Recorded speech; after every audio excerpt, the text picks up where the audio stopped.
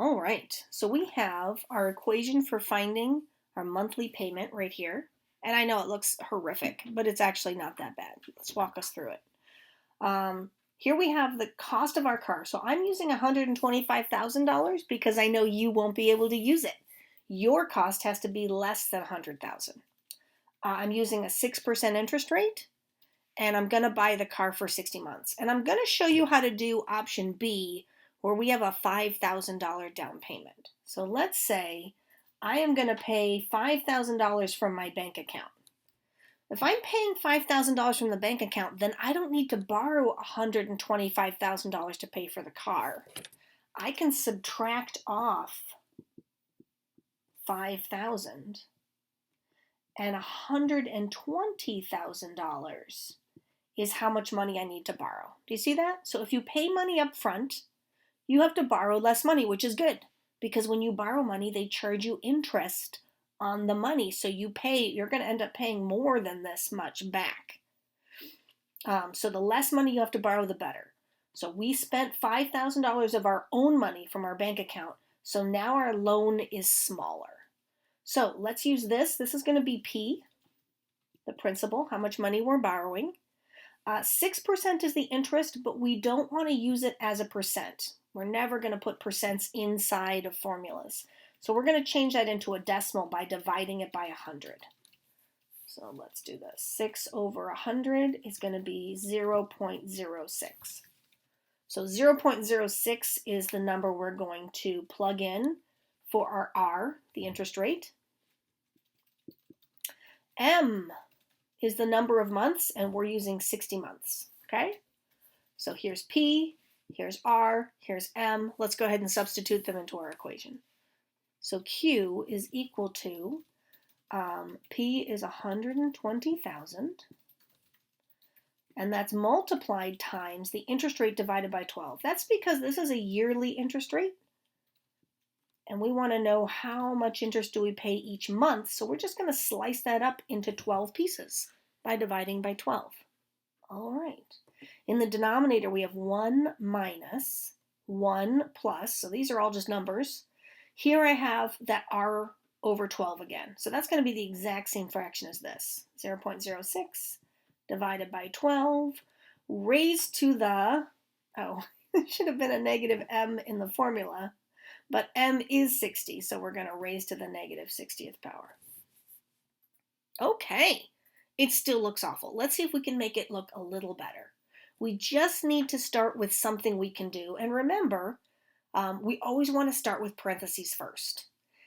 Inside here, I have a division problem. I can do that. And I have the exact same division problem inside these parentheses. So let's do that first. So I'm going to break out my calculator. And I've got 0.06 divided by 12, which gives me 0.005. So I'm going to rewrite everything.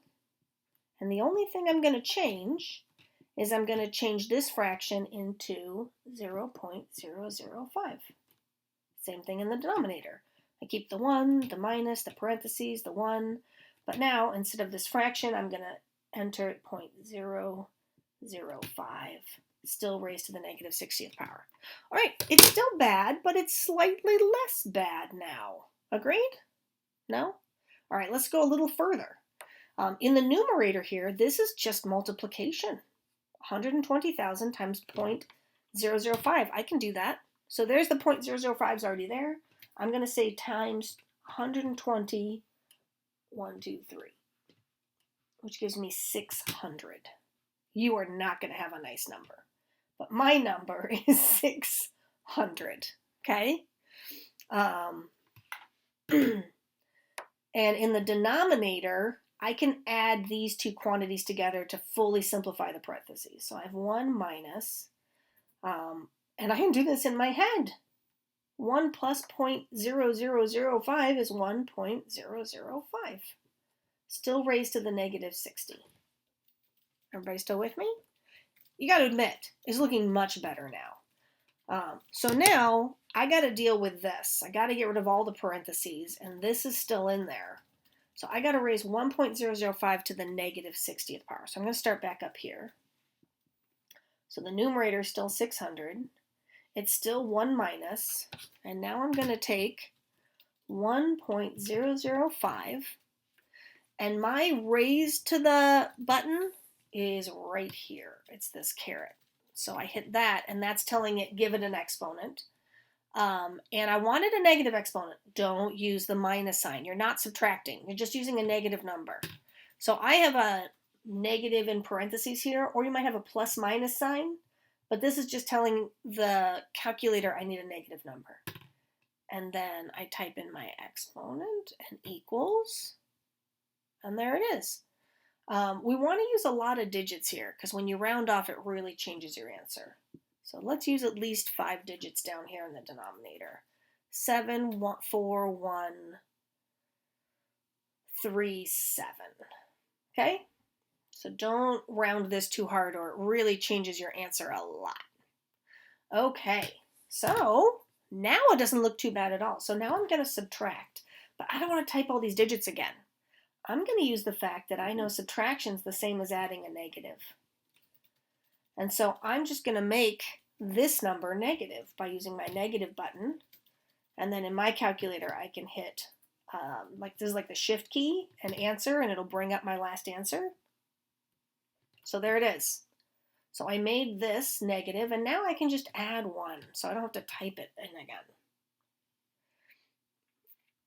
And I get, so Q is equal to, I still have 600 in the numerator. In the denominator, I have 0.2586. I could keep going, but that's probably good enough. I'm actually going to keep all of these digits. I'm going to do another trick. So you could type in 600, divide button, and this, and get your answer that way. But so that I don't have to type this number in again, I'm going to use my inverse button. Raise to the negative 1 flips that number upside down, right? So it'll give me 1 divided by 0.2586, da-da-da-da-da. So I hit that and equals, and then I can multiply that times 600. And there we go. 2319.936. Now we want to round that off to the hundredths place because we want money, right? So dimes and pennies. Because the number to the right of my number is bigger than 5, I'm going to round up. So $2,319.94. That is my monthly payment. I'm going to pay this much money every single month for 5 years to buy my luxury automobile. That's a lot of money. A lot of people don't even pay this for their mortgage, for their house. So if you want the car, you got to pay the money. So that is my monthly payment. So this is what I need you to do with your car, how much it cost with taxes. And then you're going to do it for the 2 different options. So the interest rate's going to be different for the 2 different options. And on one of the options, you have a $5,000 down payment, so you subtract off $5,000. The other one you don't, so you're just going to use the full cost of the car. All right, if you have any questions, please join us on Zoom.